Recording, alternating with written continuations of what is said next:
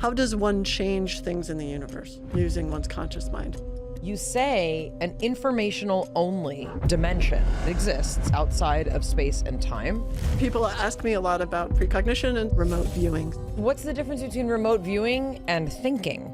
If you're a gifted remote viewer and you're doing remote viewing for a defense contractor or intelligence agency, you're doing it because they've already used the analytic tools at their disposal and they know what is predicted by the past. You're doing remote viewing because they want to find out if their prediction is any different from what is actually going to happen.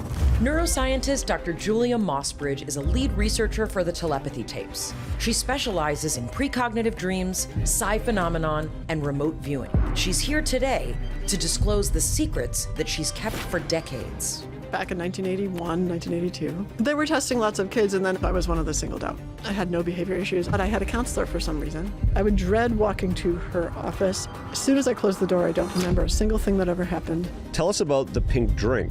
I don't know if that pink drink was an amnesiac or if it was mixed with some kind of iodine to help protect us from radiation, or if a little bit of radiation could cause psychic capacities. It's also possible that whatever was happening, you did not want to remember. Intelligence and defense in the U.S. realized they needed to study the effects from all the nuclear testing, from computer screens, cell phones. Is radiation creating psychic people? There's two things we need to do before the end of this podcast. One is to talk about what I'm doing with the non-speaking autistic students that I've been studying. But two, we need to get your target for your remote viewing.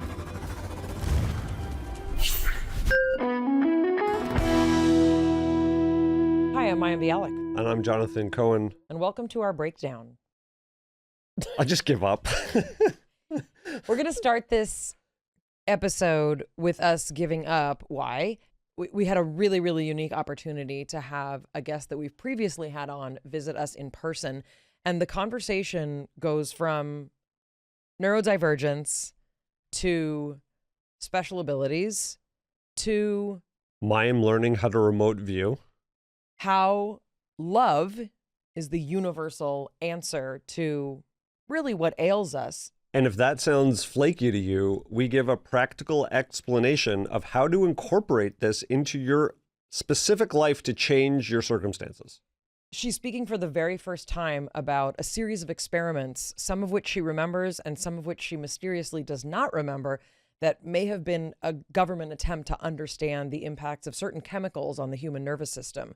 She's going to talk for the first time with us about why she chose to disclose this and what it means for all of us and our safety. This episode explores how to increase your own intuitive ability if you can actually start to practice remote viewing, and what constitutes a precognitive dream you may be having them. We also are going to talk about the telepathy tapes. Who's the person who can talk about all these things? I will tell you right now, it is neuroscientist Dr. Julia Mossbridge. She's written a very, very, in her own words, weird and intriguing book called Have a Nice Disclosure. She's a cognitive neuroscientist, an author, an educator. She studies in particular exceptional human performance. We've spoken to her about precognitive dreams, about premonitions. She's the human potential research lead for the Telepathy Tapes and an affiliate professor in the Department of Biophysics and Physics at the University of San Diego. She's also the founder of the nonprofit, the Institute for Love and Time, and a really, really exceptional mind and someone who balances the right brain, the left brain, and everything literally in between. We're so excited to have her in person. Welcome in person to the breakdown, Julia. Break it down.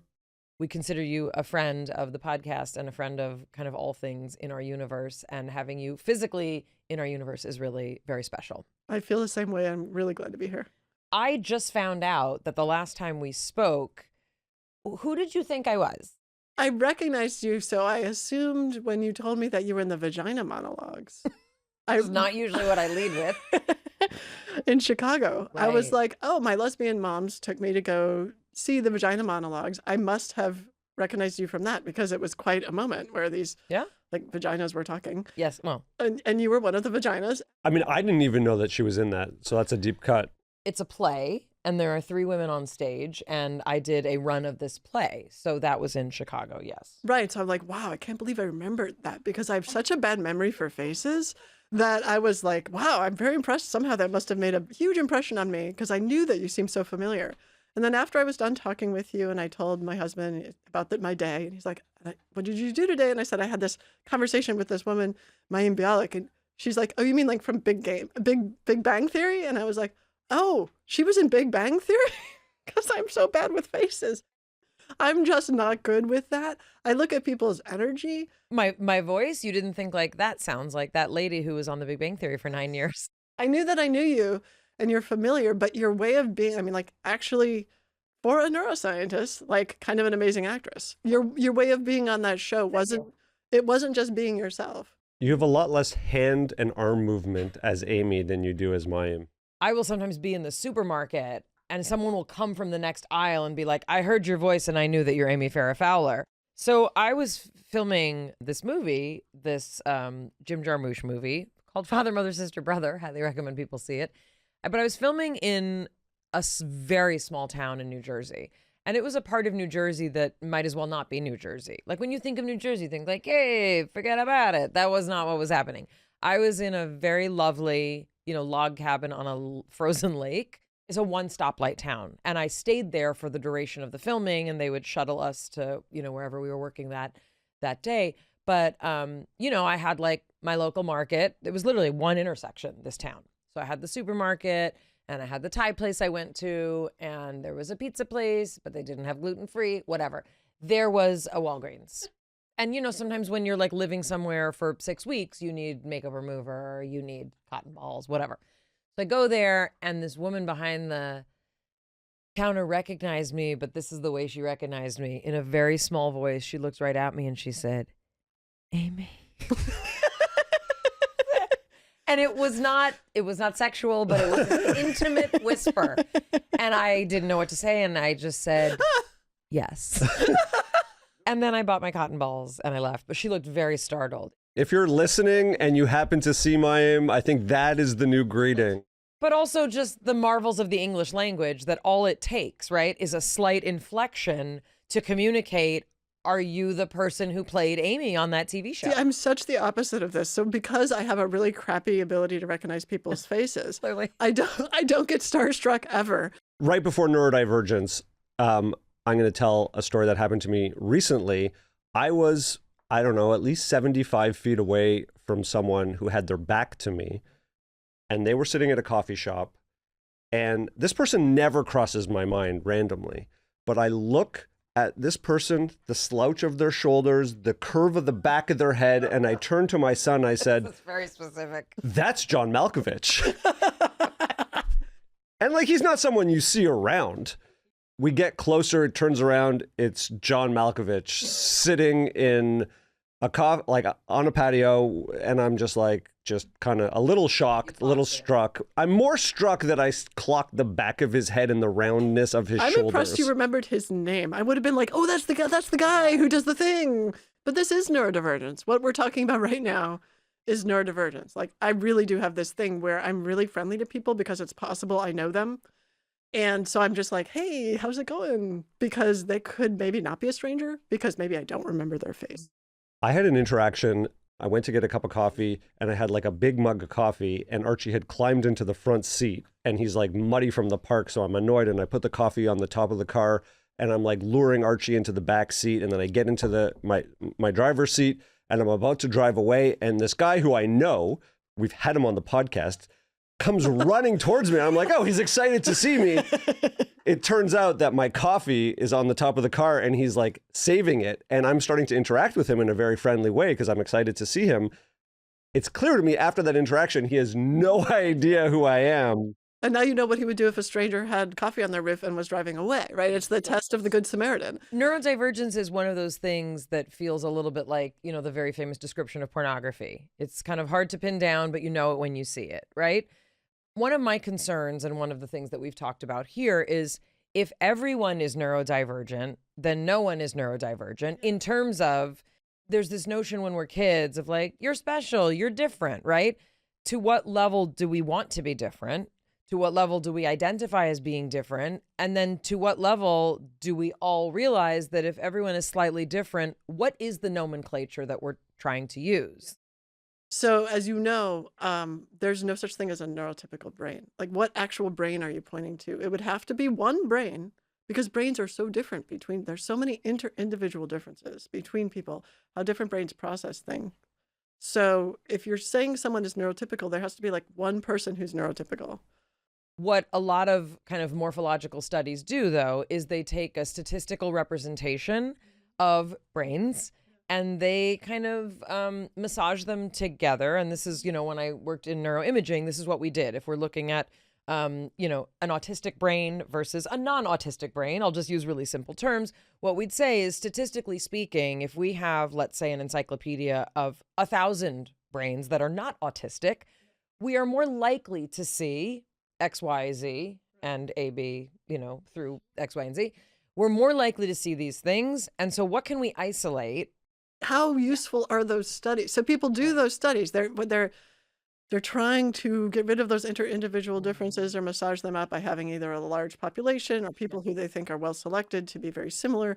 And then the conclusions from those studies inevitably end up being, we saw this area light up and this area didn't light up as much as in this other control group among this population. And then you're like, oh, okay. And then you're back where you started. So it feels to me like those studies are not actually so helpful. It's almost like the new phrenology, in the old days, the map of the head and like different areas. Oh, you must be really, visual if the back of your head is really big, where the visual cortex is. But it feels like that's all you get. They don't go very far in helping explain what is the reality of inter-individual differences. When you look at actual behavior and perceptions of people, what you end up getting is this incredible mix. And so when I'm talking about pointing to neurotypical, I mean, what is the brain of the person who behaves and perceives in some kind of typical fashion that we want to sort of canonize as this is the way a normal brain is? Mayim Bialik's Breakdown is supported by Graza. Everyone knows that I love to cook, and lately, what has taken my cooking to the next level is Graza. It is my olive oil of choice, as you can see here.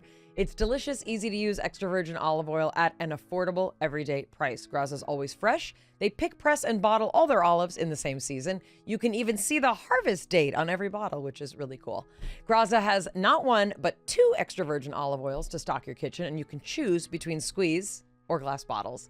There's Sizzle, their everyday cooking oil that's perfect for roasting, sauteing, or anything that you cook.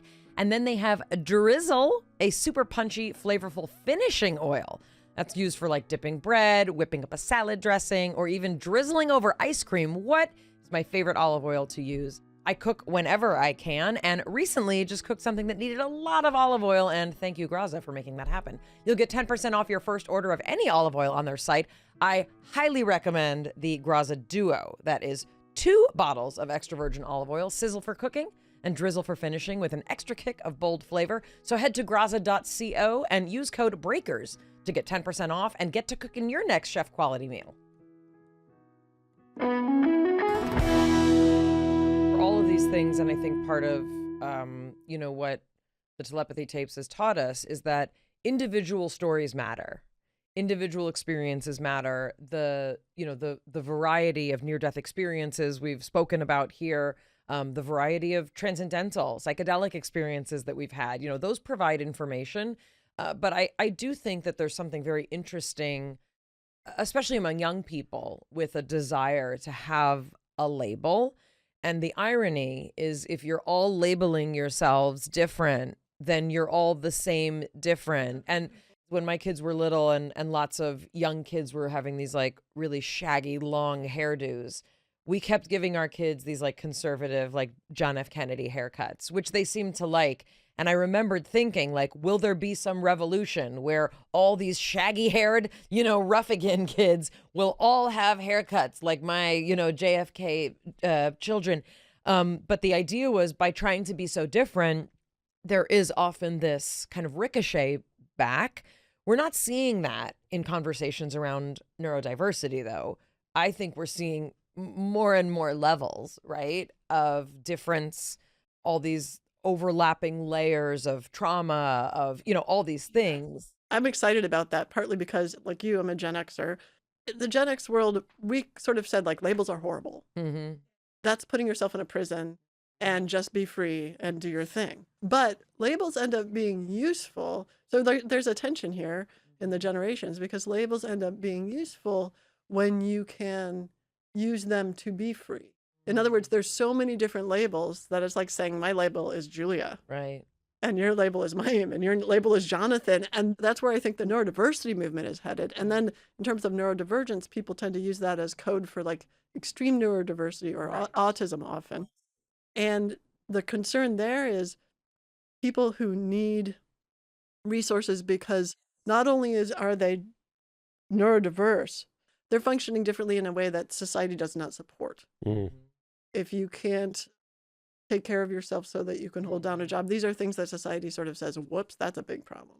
If you can't write like other kids write. Anything that makes it hard for the way society is working now to achieve in that independently. There's a big, in the Western world where like independence, if you can't be independent, then there you need more resources. And if you end up taking away those resources by saying everyone is different and, we're all just a little different.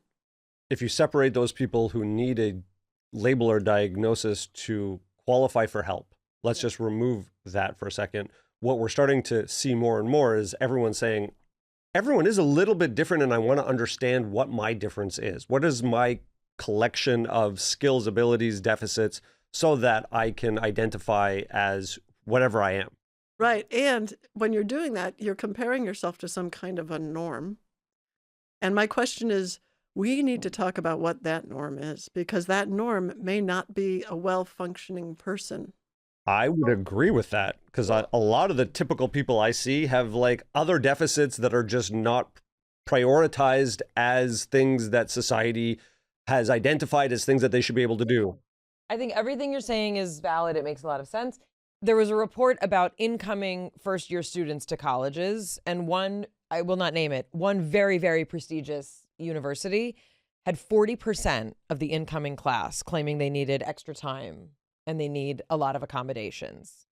Now, that may in fact be true. However, what happens, and this is what's happening in high schools, and then it's happening in junior highs, and it's happening in elementary schools, and it's even happening in preschool, the year that many of us weren't even raised to think you had to be in school, is that we keep kind of moving the bar so that we keep sort of redefining what accommodations look like. And of course, there's going to be things that fall through the cracks. And, in many cases, I don't know, maybe kids need mental health support. Maybe they need lifestyle tips. Maybe, I hate to say it, but like caffeine intake, ultra processed food intake. I completely agree. And I think that you might be mishearing what we're both saying, or at least what I'm saying, probably what we're both saying, which is that when you're saying I'm neurodiverse, I'm different from the norm, the neurotypical, if we don't describe what neurotypical is, then everyone's going to say that.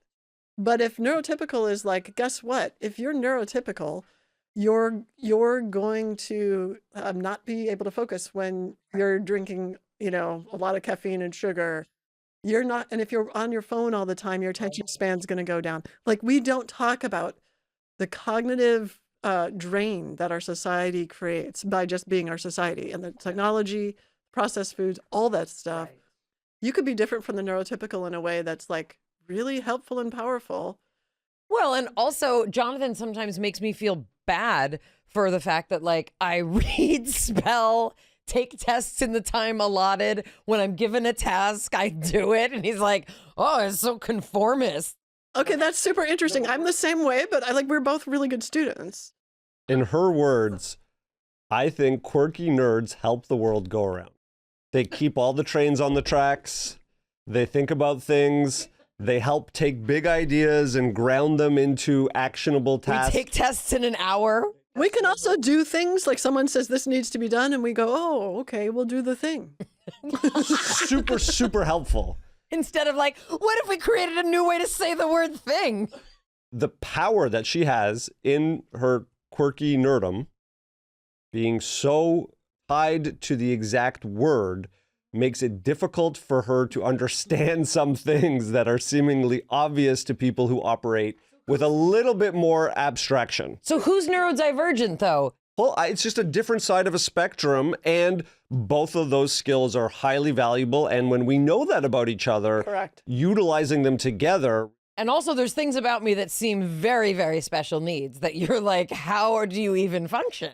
I mean, every single person who got a PhD survived a lot. And there's abuse and there's all sorts of crap, like people taking you for granted and blah. So you survived a lot. Other people go through things and they survive a lot. They get PhD level experience in whatever they're doing. And so the problem I have with saying everyone's neurodivergent is that it's just the same thing as saying everyone has special capacities. Why don't we look at this in an extremely positive way and say each person has gifts?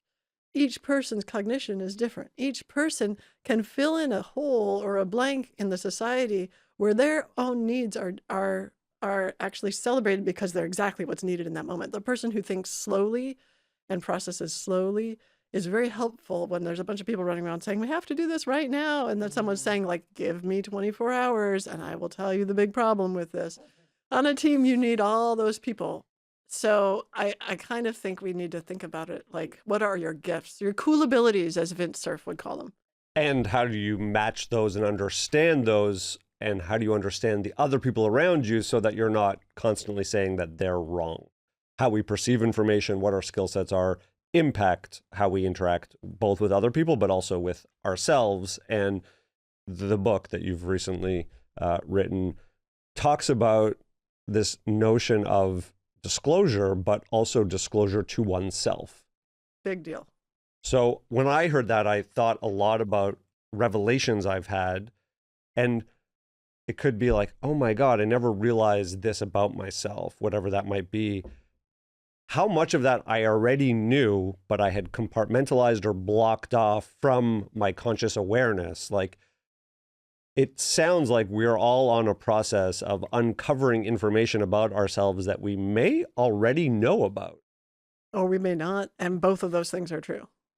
Yeah. And so it's this discovery process, not just what's in the unconscious mind, but what's in the conscious mind, but isn't framed in a way that you can understand. You know, to understand something, you really, I love the word understand, because you literally have to kind of be a foundation. You have to stand under the piece of knowledge and be like, wait a minute, where does this fit? Almost like you're fitting a brick into a keystone into a building, you know? And so to understand these parts of ourselves, we need to fit them in some framework where we say, oh, I see, this ties to this and this ties to that. Otherwise, they're kind of just free floating things. And as I write about in the book, and we can talk about whenever you want to talk about, there are pieces of my life that I did not understand until going through the process of writing the book and talking to people about the process of disclosure. And then I was like, oh, wait a minute. Now I understand some things about myself. Turns out the book was working on me, which is when you know you've actually written something useful because it had an impact on you, you know? Where I see a lot of this type of disclosure, personal disclosure happening is when people are trying to understand the relationship with their parents, right? They're like, oh, this happened in my childhood and I really never I had a bad feeling about this. And I'm not talking about outright abuse, although it may include that, but it may just be like a dynamic or an interaction, or, you know, my mom or dad always interacted with me in this particular way. And they'll say that and they'll have it in their knowledge, but then one day they'll be like, oh my God, I didn't realize that that pattern of conversation has made me, you know, defensive in this particular way and interact with everyone around me in this other way. And so like they're aware of it, but when you talk about understanding it, it's like it integrates for them in a totally different way all of a sudden, and it changes their understanding of it. And it changes your behavior. So like an example from growing up is a really simple example. My mom grew up in a family of 8 people with a dad who was itinerant and who come and go, and she had 2 disabled siblings, and it was a rough situation, very poor family. No one was college educated. And so one experience that I had as a child growing up is we would go to restaurants. They would never have enough food, my mom. So we would go to restaurants, and my mother was so intensely focused on the food and so intensely focused on the service because she wanted people to bring food to her. You know, like this was the deal. She had enough money now that people would bring food to her, and the soup better be piping hot. Everything better be exactly right, because, and my role was to like be nice to the waitress because holy crap, my mom's like a monster. She's like, this isn't hot, and da da da da. And so I'd be like, oh, hi, and sort of just like make nice, because I'm sort of embarrassed, but also like, that's what I have to do. And when I realized as an adult, maybe in my 30s or 40s, it took before I said, oh, I'm a make nicer. I cover over people's sort of bad behavior and make sure that everything's okay. And I don't want to do that anymore. You're a peacemaker, yeah.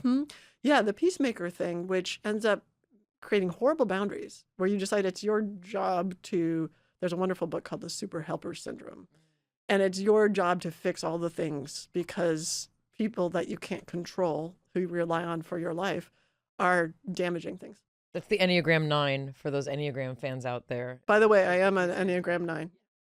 This leads us to a theme on the podcast, which is, does that type of upbringing make you highly observant to your surroundings because you have a coping mechanism? Is that all it is? Or is it that you do that and that opens you up to the ability to have extrasensory experience? There's no difference between those two things. So there's, some people say align, right? They're like, oh, we talk a lot about intuition. We talk a lot about consciousness outside of the brain. We talk a lot about developing premonitions, which we spoke about in our last episode. We talk about the CIA as it relates to building experiments to develop extrasensory abilities and even apply them to law enforcement. And some people are like, actually, none of that is real. All it is just being slightly more aware of people's tics or tendencies because you have this protective streak. How do you parse those two things out? Also, and please clarify, when you say there is no distinction between those, are you saying there's no distinction for you, or in general there are no distinctions between those? I'm saying for me, there's no distinction between unconscious processing of information that comes in and unconscious processing of information that comes in from non-local sources. So it's all unconscious processing of information that comes in. I also believe that, in fact, everyone has unconscious processing of information that's local. So things that you hear in the environment that you just unconsciously suppress, things that you see in the environment that you unconsciously suppress. And your brain is doing, something like 3% or less of what we're processing actually comes to consciousness. So your brain's doing that all the time, making decisions about what to do, what to say, et cetera, based on all these unconscious cues. And we don't have to think about psychic stuff for any of that stuff. That's just traditional neuroscience and psychology, right? And one of the pieces we know, at least I know from experiments I've done and from literature I've read from other people, unless everyone else is lying, I know I'm not lying, that you get information also in that same way that comes from non-local sources. By non-local sources, I mean sources distant in space or time, in the way past and the way future, or, way over there. We all are aware of the space that we are in theory, right? We're in this sort of plane of, 3 dimensions, right? It goes this way and that way and this way. And then there's a passage of time that we are also aware of, right? We're having this conversation in a very, very small piece of time. If you expand out, though, time is this other dimension that gets added to space and time. But what you talk about is an informational only dimension that exists outside of space and time. And what you say is that information is not equivalent to matter or energy, though matter and energy can carry it. This information doesn't have to play by space-time rules. It probably has its own dimension with its own rules, and these intersect with space-time rules. So what is this informational dimension? Can we grok it? Can we fathom it? Can we understand it? Or does it live in a sort of, out there space? I'm interested that I use the word informational dimension. I'm ambivalent about the word dimension, but I think I use it there just to communicate something. So dimension makes a lot of sense when you're thinking about space. Even when you get to time, it starts to not make sense. Because in a dimension, you can go in both directions. Right now in time, some people generally experience moving in one direction, but, in physics, we actually have time reversibility. And so maybe you can get both directions there. And anyone who's had a flashback, anyone who's done EMDR knows that there is a way to place yourself in a different time that's different than just remembering. Well, yeah, and that's mental time travel, and I call it time travel therapy, and I have this organization, the Institute for Love and Time, that does that work. And we talked about that last time I was here. But in terms of this information dimension, again, let's just say there's information space that intersects with space-time. The rules of it are different because it's not a dimension. It doesn't have the spatial extent. It doesn't have any time-related. If you could think about it as a bunch of ones and zeros, sort of metaphorically, although they're not like on paper or they're not in a computer because that's tied to matter and energy. When they intersect with space-time, now they're tied to matter and energy, and we play with them with a computer, etc. But the idea is that exists foundationally to the universe. So space-time is built out of information. The ones and zeros are the substrate. When we talk about consciousness being foundational and fundamental, right? That most of us think like, oh, the Big Bang happened at some point, not the show thing. And when the Big Bang happened, like all of matter as we know it was created, and then evolution started happening, and here we are, right? That's like the simplest story. But what we're talking about is that there's some sort of dimension that pre-existed, right? That even pre-existed that. And, you know, there are mystical traditions, the Kabbalah being one of them. There are mystical traditions that talk about, like, you know, even if you read the first chapter of the Old Testament, right? And I'm not saying that in the beginning was the word. Correct. So there's words before matter, and there's nothingness before somethingness, and it's void, right? There's like a null. So the idea is not that like the Bible is true. That's not my point. What I'm saying is that for thousands of years, there have been traditions of understanding that there is something before the word something. There's mind, and that the universe has a larger consciousness, for lack of a better word, that generates the probabilistic situation out of which matter then arises. Beautiful way of putting it. And the way I think of it is the mom of the universe is the mind. And also the mom of the universe is of the space-time is time, not space. The dad comes home at 5 o'clock and needs his drink. And that's the space. You said people only process 3% consciously of what they're experiencing.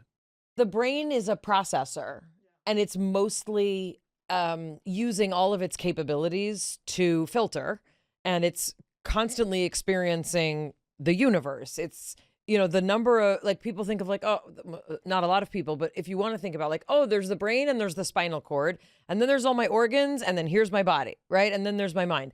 What's actually happening is that the brain was designed with fibers that run throughout your entire body that are constantly communicating information about, should you fall off this chair right now?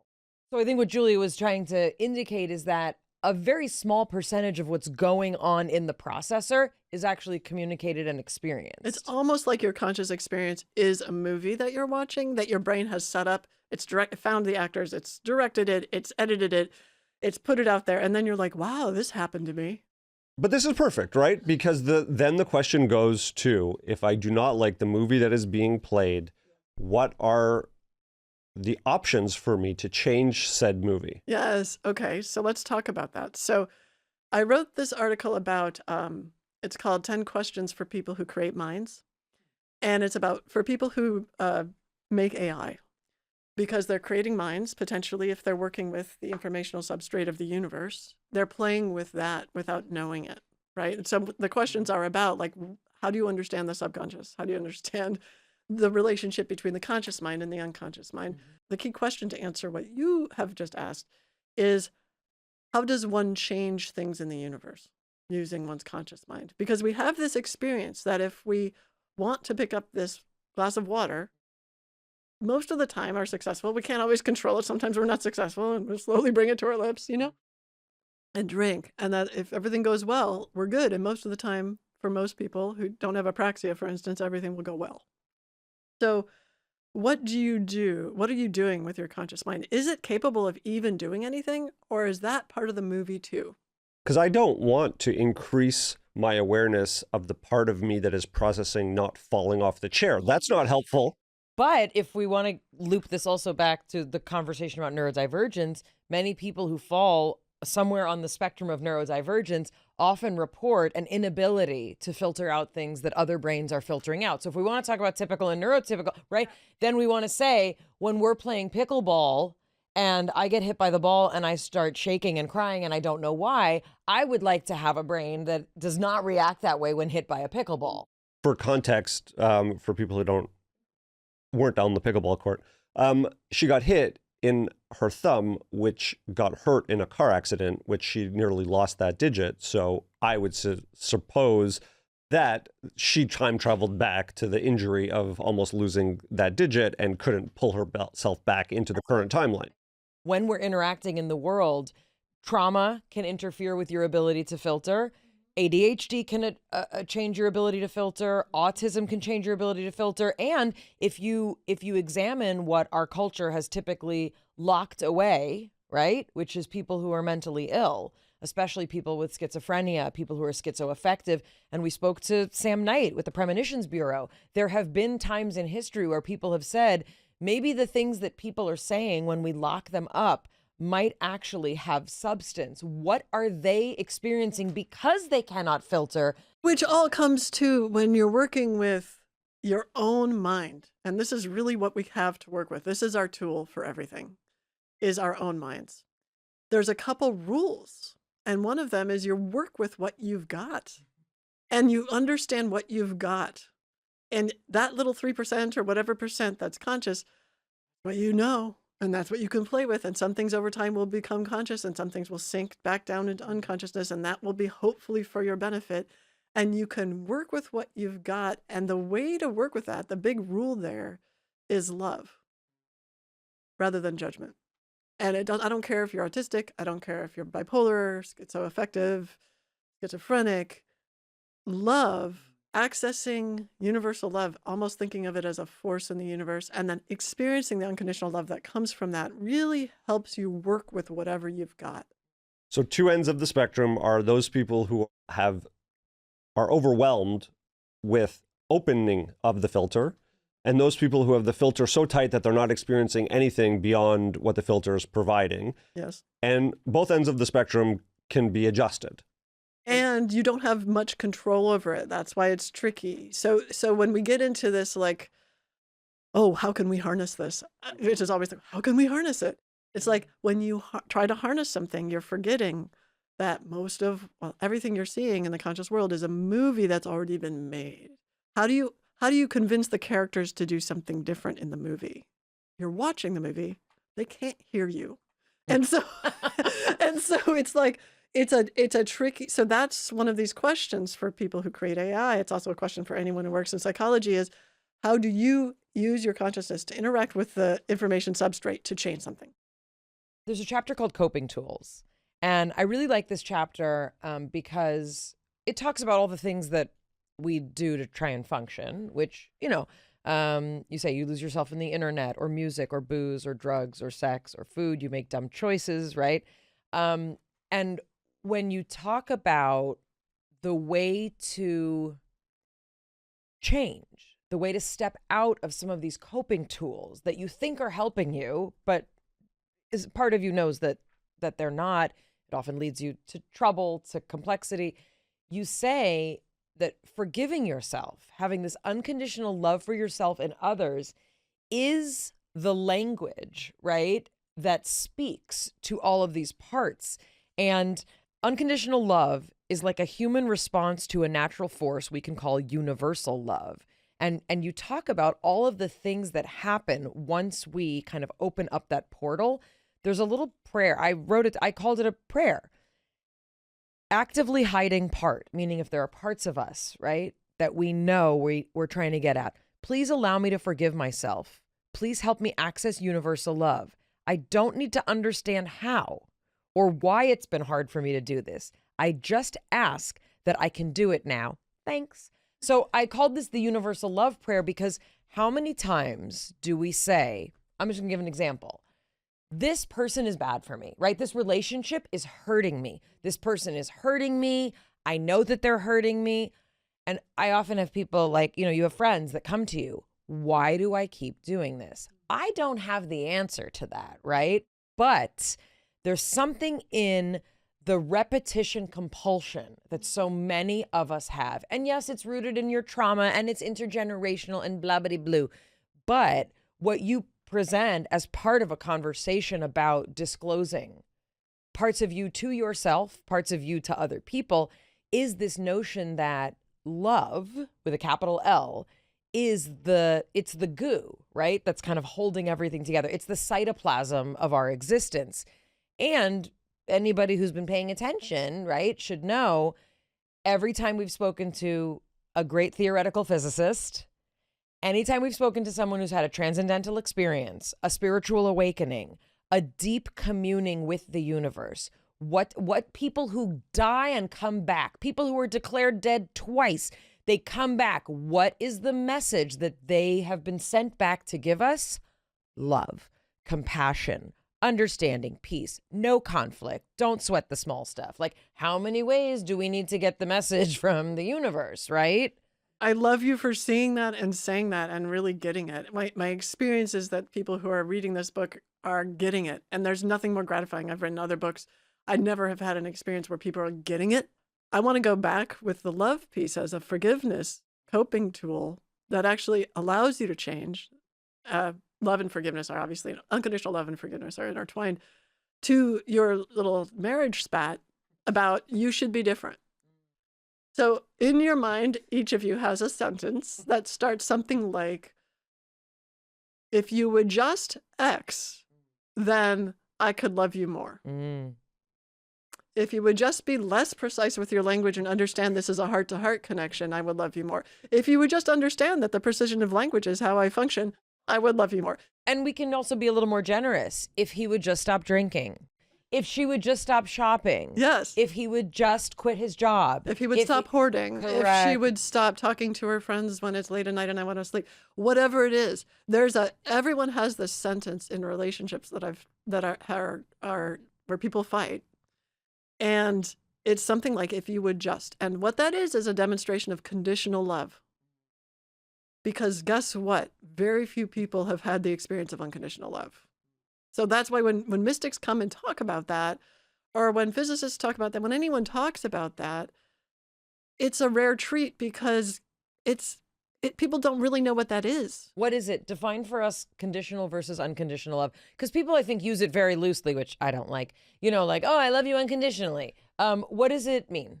So there's two definitions. One is a definition that I used when I actually created an unconditional love assay, which means questionnaire, that we validated for use in experiments so we could find out if people were feeling it. That's like a paragraph long and it's very precise. The shorter version of it, which is also precise, but shorter, having the experience of being loved and being able to love without needing anything to change. Anything.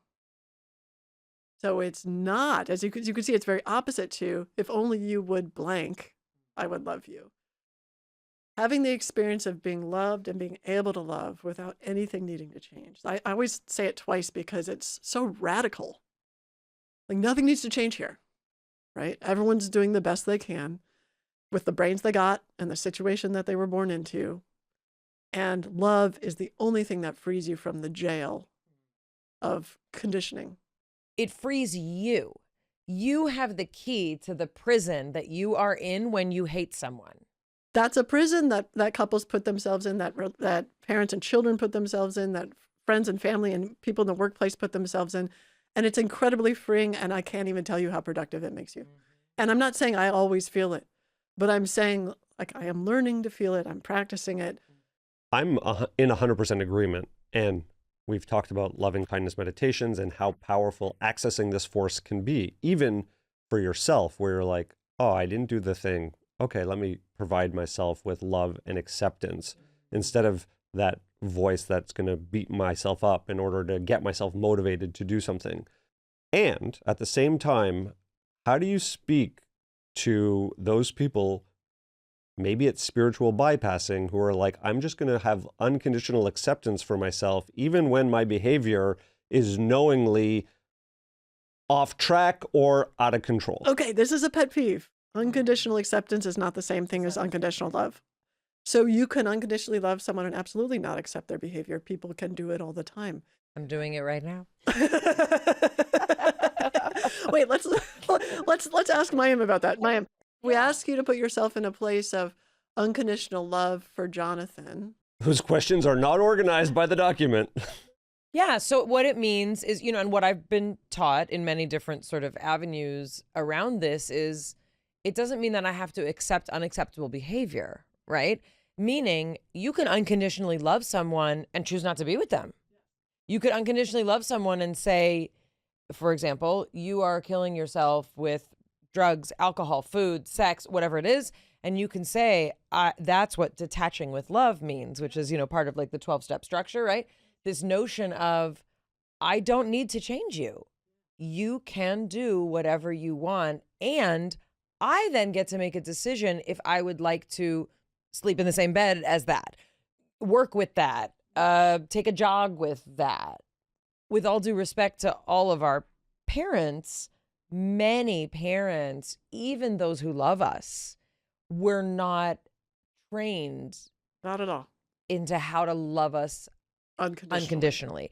Meaning it's like, of course I love my kid, right? Everybody would say that. Of course I love my kid, but they really need to get their shit together. They really need to like study what I want them to study. They really need to cut their hair or whatever it is. Guess what? The message to a child, and I say this, I have a 17 and 20-year-old. I mean, I literally, like, from the time that they could comprehend, I was like, I don't know what I'm doing. Like, good morning. I've never parented you today. What the fuck's going to happen? Like, Oh my God. something's going to happen today. It's going to be bad and you're going to be in therapy. It is that notion of like, I'm going to do the best I can with parents who did the best they could from parents who fled a country. Like, that's my story. Everybody's got a story and everybody fled somewhere. Everyone's got trauma. Ask Gabor Mate. Everybody's got some trauma that's living in them. It trickles down, and I'm hard pressed. Like, the only time I'm going to go, full disclosure, the only time I have experienced and embodied unconditional love is in relation to God. People tend not to feel like they are even allowed to have a relationship with God because of the self-judgment and stuff. And also, it doesn't need to be a religious experience. And I use the word God just because, like, that is true for me. Yeah. I could say it another way. The only unconditional love that I have experienced is from a connection with something greater than me in this universe. Yeah. Well, that's where it all comes from. But by the way, then that trickles into, wow, simultaneously, if I'm unconditionally loved, when you're experiencing that in that moment, it's almost impossible to not unconditionally love other people. You mentioned the term hidden part. Let's unpack that for people. I'm curious about which of you is more analytical. But Mayim and I are similar in that we're analytical creative. We're both analytical creative. So we're unusual as scientists because we're sort of artist scientists. And you're analytical in an engineering sense. He wants to know how things work so that he can make them work better. That's what I hear all the time from you. I don't want anything to be better. I want it to be the best that it is and keep doing that forever. Exactly. That is the best description of the two of us and where we bump up against each other. Well, in personality tests, it's like, are you interested in how things work? I'm like, the fuck? No. She's like, I don't want anything to change ever. As an actor, I've said this to directors when I've met like new directors. I'm like, I will give you a performance. You keep correcting it until it's exactly what you want. And then I will give you subsequent takes that are that and better. Those are your choices. But that is iterative, and that is engineering in a way. But she optimizes, her assumption of her, you're both optimizers, and I get it. But her assumption of optimizing is that you are actually going to say exactly what you want. And once you do, that's what you wanted. Jonathan, your deal is like, oh, I have now discovered a new thing. And you're like, but you told me a year ago, this is what you wanted. This is so right. This is the rightest thing I've ever heard. It doesn't take a psychic person. It just takes a person who notices people. And I'm more like Mayim in this. I'm like, but I literally have the auditory memory of your precise words where you said this thing. And my job is to do the thing that people want. And I'm really good at that. People can have a framework, right, that is so different that this is where a lot of people bump up. This is where also a lot of people who are very obstinate, who don't want to engage with other people. It's like they have a very rigid, I think of like obsessive compulsive personality disorder, different from obsessive compulsive disorder. People who are like, this is the way it needs to be. And this is neither one of us, I don't think. But I think of that extreme of someone who's like, I need everything the way it is. Can we do an exercise now where you two get to a place for unconditional love with each other? Because I think that could help also other people. So like, could you take I don't care what example, the words aren't in the right place where you said they were, or whatever it is. Like, I don't care, just something where like, it's messy, it's not supposed to be messy, whatever it is. And we go through that exercise. I have been noticing these patterns in the way that she thrives. And instead of seeing it as an attack, which I previously felt, like the way that she was trying to operate was a limit on me being able to experiment and find those things, I really have shifted my belief to be like, oh, when she gets something, all she's trying to do is create the system to replicate and keep it at the level that we locked in on, which is such a valuable tool. And that was a big shift for me because my story is, and comes way before I ever met her, is that people are going to try to make me not be able to operate the way that I naturally operate. Therefore, I can't be myself. Therefore, in order to be in relation, I have to basically shut down how I function in order to be connected. There was a book that was written, I think, like, how much of me do I have to give up for you to love me? Or do I have to give up me to be loved by you? You both have this incredible access. So here are the strengths that are in this relationship. So to anyone out there who's in a relationship where they're struggling and they love each other, like that's clear, you love each other and you want to see this relationship work.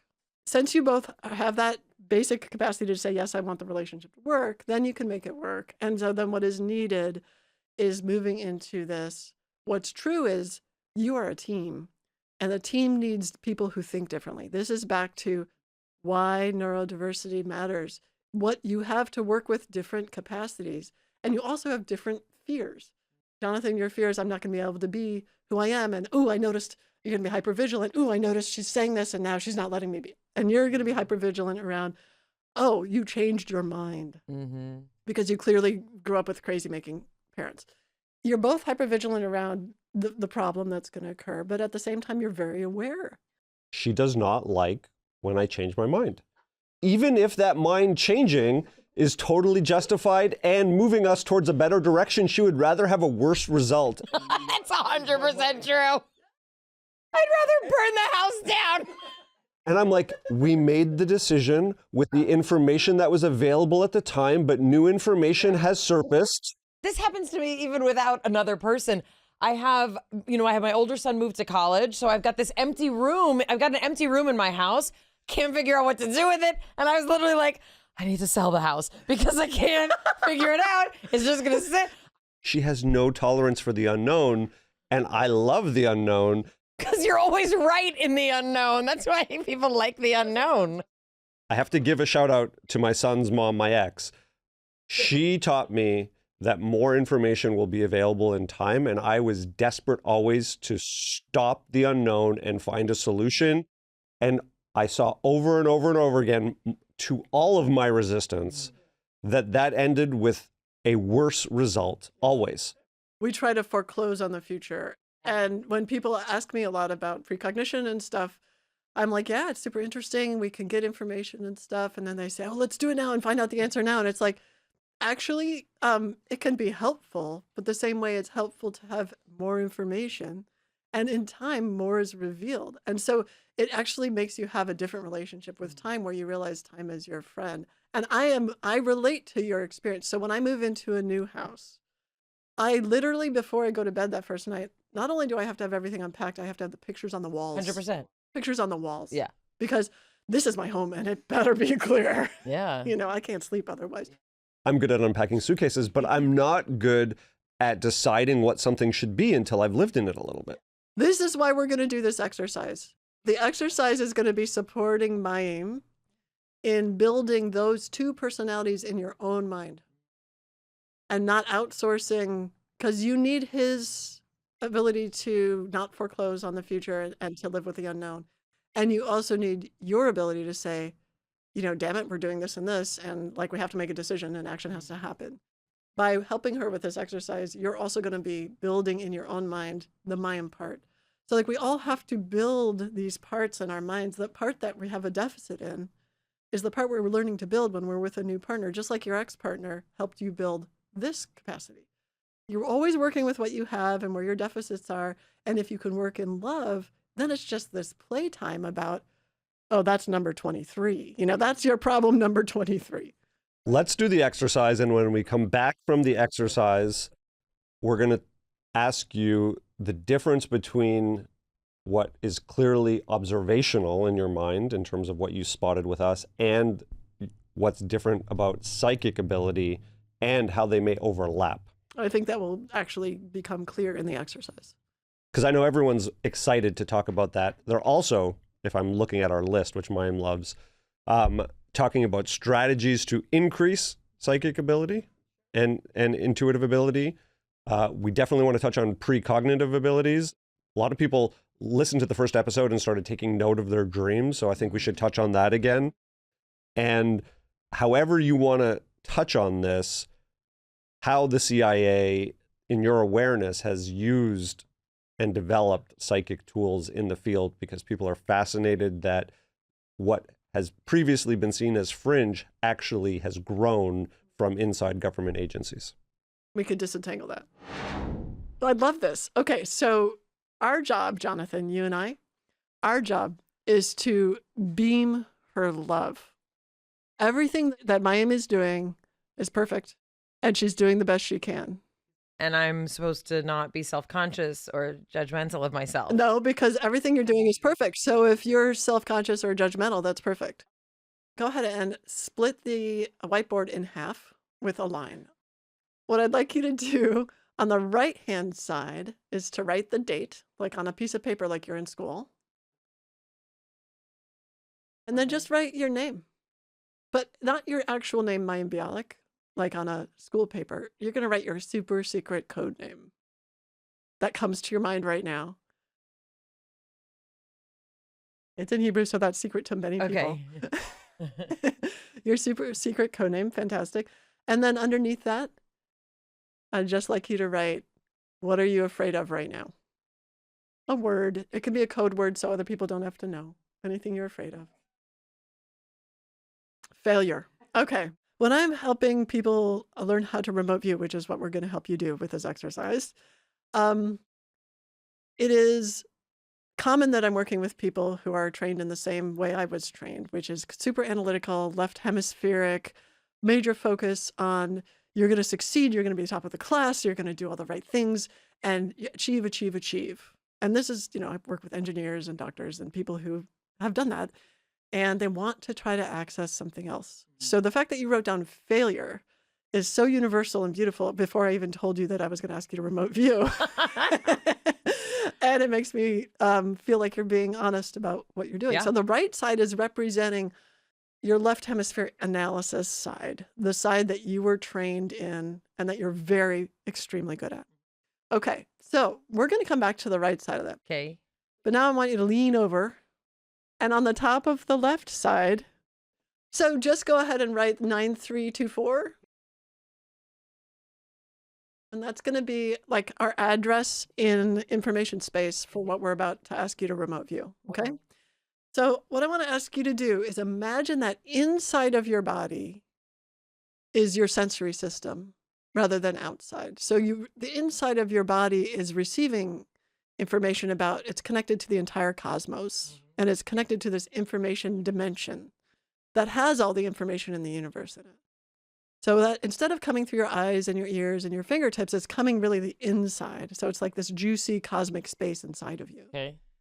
And when you're on the left side of that page, I'd just like you to write your intention for this remote viewing session. So it could be one word or two words, but drawing on that unconditional love that Jonathan and I are both sending you and the feeling that you have in relationship to God. What is your intention?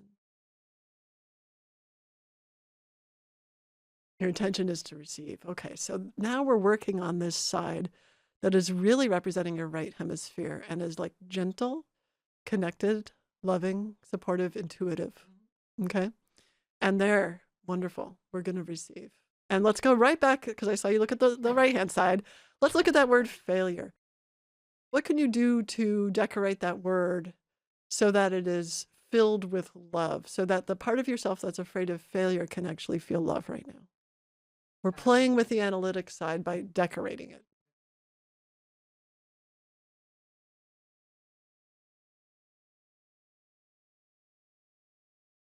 Ah, you made an anagram.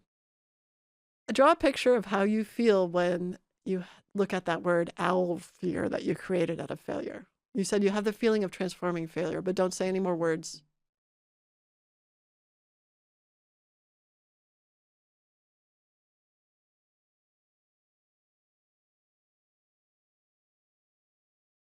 Excellent. That's beautiful.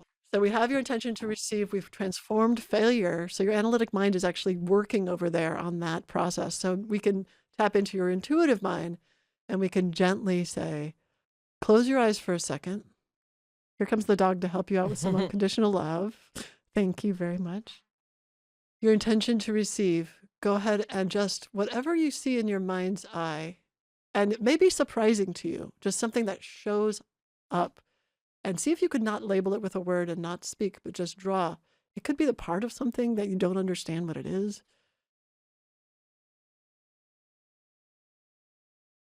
Excellent. So you drew something. We're not going to label it, but you drew something that has a central area and some lobes around it.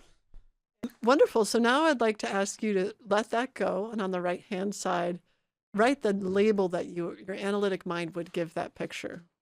What would your analytic mind call that picture? And you wrote expansiveness. So now go back to the left side, and I'm going to ask you to close your eyes again and ask you, what do you hear in your mind's ear? And then I'd like you to draw a picture of those sounds without using words.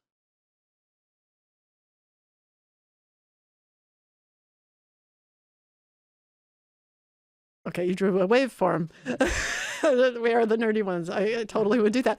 Can you draw a picture of what the sound represents or how the sound makes you feel that you hear in your mind's ear? So different from your physical ears, in your mind's ear, you might be hearing a sound. How does it make you feel? Draw a picture without using words.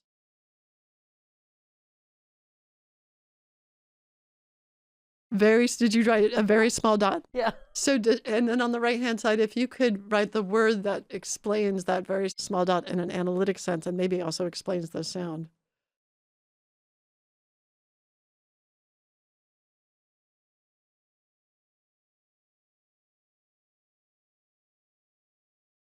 Discrete existence. Beautiful. Wonderful. So you have expansiveness and discrete existence juxtaposed in the right-hand side. That's really interesting. So one more picture on the left-hand side. I'd like you to consider imagining yourself in a garden. Someone comes up to you and hands you an object. It is not threatening. There's no problem with the object, but it's just an object. And if you could draw a picture without words of any aspect of that object.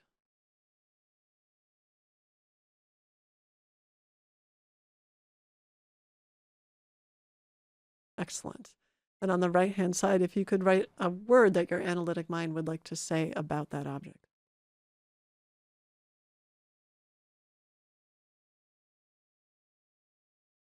It's a pyramidal prism.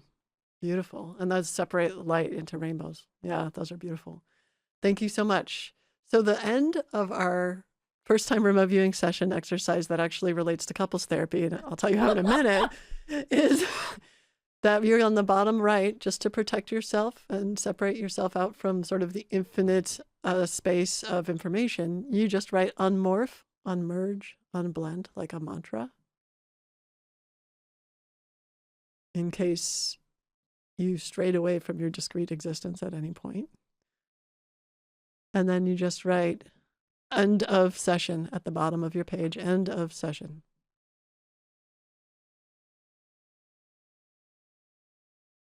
And you're done. Okay, so I don't understand what just happened. Why was that a remote viewing session? Because it's one way of doing remote viewing that gets, like, it's not a full remote viewing session. Right. It was like a taste. It's one way of doing remote viewing that gets to the strengths of the right and the left hemisphere. And our goal was to create an exercise that would allow you to, in your own mind, recognize the value of this left side of the board, which was run by the right hemisphere, which is the thing you devalue in Jonathan. What I found interesting was there's a way to look and listen that most of us are not in touch with, right? Whether it's, and a lot of, there's a lot of new research that I'm seeing about interoception, about the set of internal tracking systems that the nervous system has established. It's, you know, like if you think of like, how do you know when you have to go to the bathroom? Like, of course we say like, my bladder's full. That's actually not it. There's actually stretch receptors where the bladder's like, this means time to empty it, right?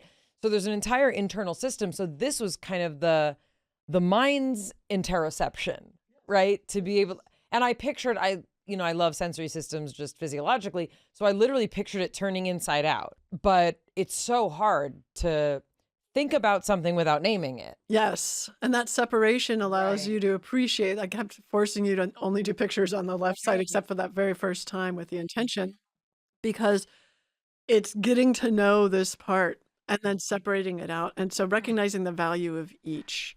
And so the question is, of course, how did you do? Before we move on, I would like to actually talk about what the target was. The first thing people do, especially good students, is they try to read the teacher's mind. So that's where Mayim will go. She'll go into my head. And the thing is, I don't know what the target was. I won't know until the future. I'll know when you both know. And so that's why I only work with precognitive remote viewing. In fact, this is my shirt from my team that I founded, OPRV Team Love, Operational Precognitive Remote Viewing, Team Love. And the focus is on using love to get to a future answer to a question we don't even know what the question is yet. So one of the things that came to me was I assumed that there was, once we started going, some sort of target. When people do remote viewing, like when they do this, let's say when they're recruited, like we had Angela Ford on, they are given specific things, like we need you to find this criminal. They're not just vaguely given like, see what happens. But you're saying that at some point in my life, I may come across a prism that is salmon colored. So it's interesting because what I said was there is a target in the future, but when you try to go into my head, I don't know it because it's not the future yet. So none of us will know it. But then you interpret that as there's no target. And so this is a common, I did the same thing when I first started remote viewing as a good student. I'm like, if it's not in your head, then it's what, like, that's where I would get the answer from the teacher. If the teacher doesn't know the answer, then it doesn't exist. But the teacher knows the answer in the future, just when you know the answer. And that's true for people who are doing missing persons. That's true for anyone who's, looking ahead in time to look at potential terrorist threats. The answer is if they start going to someone else's head for the answer, they're just going to give back whatever the bias is of the person who was just talking to them about this. Well, right. And that is about statistical probability, right? So for example, if I need to buy a couch, chances are there's a small number of places I might find that couch. I could find it sitting on the street, but chances are it's going to be in a furniture store, right? So with certain things, you can have some sort of precision. If you're a gifted remote viewer and you're doing remote viewing, the reason you're doing remote viewing for whomever you're doing it for, some defense contractor or intelligence agency or a investment banking firm, you're doing it because they've already used the analytic tools at their disposal and they know what is predicted by the past. And so like that information is already there. We have a lot of machine learning. We can figure out like the patterns suggest that this. You're doing remote viewing because they want to find out if their prediction is any different from what is actually going to happen. So there's black swan events, for instance, that you can't predict based on the past. And so if all you're doing is using the past analytic information to calculate it, why would you do remote viewing? So that's why I'm really focused on future targets, because you can answer useful questions like what would be the best form of climate mitigation in the climate crisis, right? Or what would be the best way to manage transition between different presidential, administrations? These kind of questions that would actually help people. What's the difference between remote viewing and thinking? If you're a trained remote viewer who's trained to really both honor the intuitive and analytic sides of your mind, and work them both at appropriate times, which is what we were doing in that exercise, you realize the value of both of them. And you can use that in your thinking. You can use it in your writing. You can use it in your analysis. You can use it in your creativity. So it makes a better thinker. What I noticed is that there were two sides of the board, which are representing two sides of your brain. And one of those sides you were very comfortable with, and the other side, which had a lot of unknown in it, you were uncomfortable. You literally said, I don't like this side of the board. Well, yeah, and also I was using my dominant. I was using my right hand for both, which like switching hands is also another way to tap into. You can, but it's harder Yeah. for people because then they'll say I'm using my wrong I'm hand. pretty ambidextrous, but yes. So what I saw in this exercise, as it relates to the target, but also as it relates to how do people increase and take steps to increase their intuition, was that you were asking her to spend more and more time in a side that had no boundaries, no guardrails, And no words. really open-ended, and you were pushing her into a space that she was uncomfortable with and encouraging her to spend more time there. And when I saw that she was going to break if she didn't write down a word, I would say, write down a word. So if I have to use the engineering side of my analytical mind, I'm seeing that there are these two sides of us. We want to be able to toggle back and forth because when we get something, we want to understand it, but we want to push and allow ourselves more time and space in the other side that is open-ended, vague, and we don't know what will happen, and information will come to us because, as you said, we are all part of a collection of the entirety, and therefore we may see a black swan event, we may see things that we would not otherwise be aware of because there's such an openness in that space. You would filter them out or turn them into a label. So that's why I said, I'm not going to call that a flower on the left. And then the word for it I expected you to write was flower, and you wrote expansiveness, which I was like, well, that's interesting. And so the words were so used to like talk about trying to foreclose and fear of the unknown. We use words to say, you know, there's something, I see something that's sort of blue, and there's this like, it's like, oh, it's a cup. And once you get to a cup, you don't realize that it's actually a missile silo. There's a certain kind of sparkly glitter that reminds me of something from my childhood. I don't know what it is, but when I see it on a necklace, when I see it on a sweatshirt, like it just brings up this feeling of like, right? Like, what's that thing? Right. How you can't even put it to words, which is why some of our greatest writers articulate, right? I mean, Nicole Krauss in The History of Love, she articulates so much about these dynamic things that are beyond description. But right? you said it right there, dynamic. And so when a director says to you, this is what I want from you in this moment, they're trying to use words to label an inside experience that cannot be labeled. And so if they are imprecise, it's because they cannot be precise. Right. So when you say, okay, that's what you want, you have an internal picture, you have labeled it, and now you've failed because it's not going to be the same thing again and again. Sometimes, and as an actor, I think a lot of actors have this experience, sometimes we'll bring something to a role, to a scene that even the writer didn't imagine, but it's better than what they thought. I mean, that's why I don't use AI to write, is because like the whole thing is these words that you're communicating, you don't even know what you're saying. And then later you go, oh, wow, okay, I said that. And so it's the discovery of that information that we normally filter out that can come through. It's about identity. I mean, it really is, right? Who am I when I feel this thing? Yeah.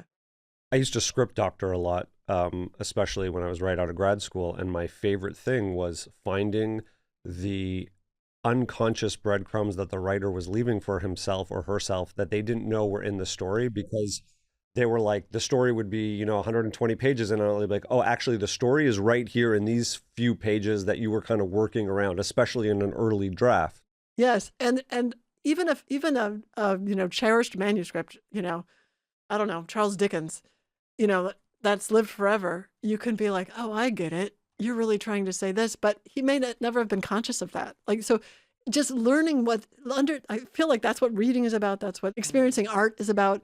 It's about like, there's a message that's being sent quietly without words. You said something earlier in the episode, unconscious process from non-local sources. Yes. It's understood that the brain is filtering and only processing. So if I'm in this room, I may be getting a lot of other information that I'm, putting my blinders on in order to have this conversation with you. But There's also non-local information. And you talked about from past, future. If I start to open my senses, what might I start to be aware of about all the information that is possible?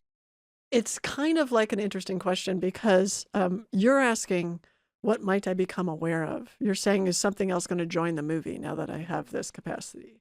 And what I'm saying is, remote viewing is a trick to get at the things you're not aware of, and you may never be aware of the relationship between what you experienced and what the target is. And in fact, when people are doing remote viewing in situations where they really can't know the target because it's for national security reasons or whatever, they often never know about the relationship between what that non-local information is and what the target was. And so it's not about what you're aware of. It's about what you receive, your word receive, beautiful. It's about what you receive and getting the raw data and not necessarily even bringing that into your conscious story about the universe. And that's protective because this is a real thing.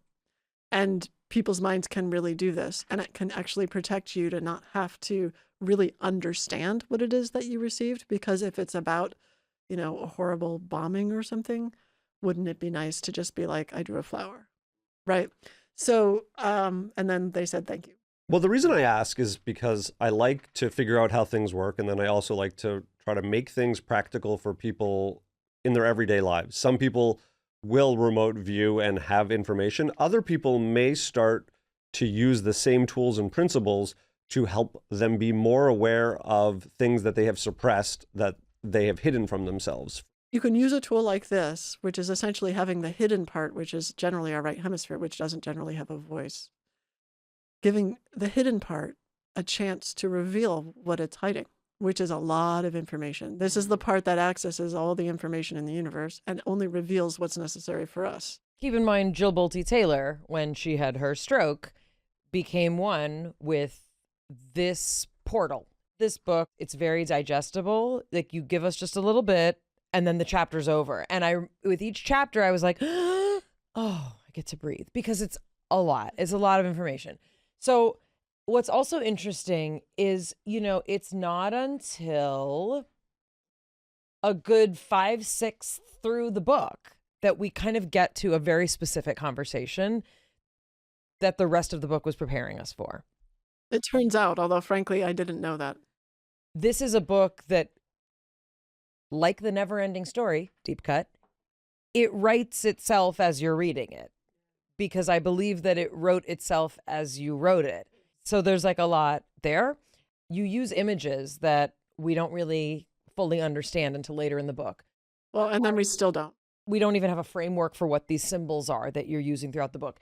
And I would say this, it feels like a memoir. It's called Have a Nice Disclosure, but in some ways it's a very beautiful little memoir, right? So I want you, though, to be kind of explicit with us about some of the things that you started to realize you did not realize from when you were a child. I love this, and I think it speaks to one of the questions that I was holding, which is this difference between your aware part, which is just observational, informed by how you were brought up, and your psychic part.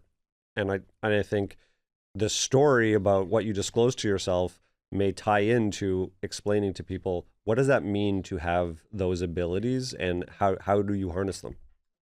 It's interesting. This is a case in which I had many of the memories that I talk about at the end of that book in the Soargate section. But I didn't understand them. I didn't have them as a picture that made sense. So the basic story is super simple. There was a program called SOAR, SOAR. It was a gifted and talented program that I was in my 7th grade, which was back in 1981, 1982. And you grew up in Libertyville, Illinois. This was at Butterfield School. And I was tested. I knew I had been tested since I was in 1st grade because I kept acing all the tests. And so I knew they had their eye on me. And then in this class, there was a lot more of that. Were they testing lots of kids, or were you aware of somehow being different and singled out that way? They were testing lots of kids, and then after they tested them, they would single you out. Right? So I was one of the singled out. And as I talk about this, I'm very aware that like gifted and talented programs are very important. People who went to public schools did not have the same protection as people who went to private schools. And so they get money from the government. And so there can be government programs in public schools, especially when the parents are, you know, in a situation where they're not paying attention or they've got other things going on that can definitely be a problem. And so that's my little editorializing. I had all these things happen in this gifted and talented program. Some were really great. Like we got to write our own books. That was cool. You know, we had cool field trips. Some were really weird and I sort of just ignored them for a long time. But as I'm writing this book, I just realized I had to talk about it.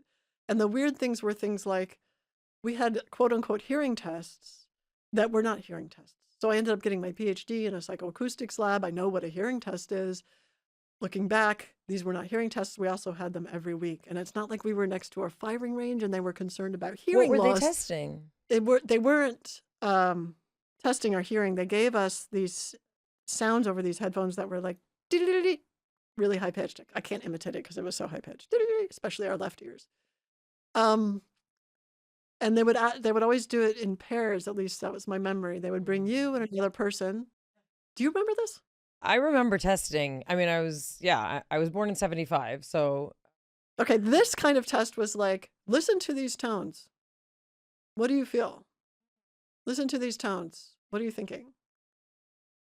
Do you remember those kind of tests? No. Yeah. So it was kind of Monroe Institute-y sort of weird sounds. How do they have to relate to cognition? Also, what does a 7th grader say? So when I started thinking back on that, I was like, okay, I started thinking back on that at the end of 2024, so a year ago. And I asked my mom about it because I was like, hey, there was this weird program where they did these weird hearing tests. You know, it was the gifted program, you know. And she said, oh, yeah, they were studying you. Like, apropos of nothing. They were studying you. I'm like, who's they? She goes, I don't know, the CIA. I'm like, just because she said CIA doesn't mean it's CIA. That's just what people think. Sure. Well, right? That's the catch-all That's for the catch-all. The man. Yeah, right. And unfortunately, the poor intelligence community has to deal with the fact that everyone thinks the CIA is evil. And they have done evil things. So, like, I get it. But it's also the case where they have to work really hard. Well, they also do a lot of secret things that they can never admit. And they try to avoid war.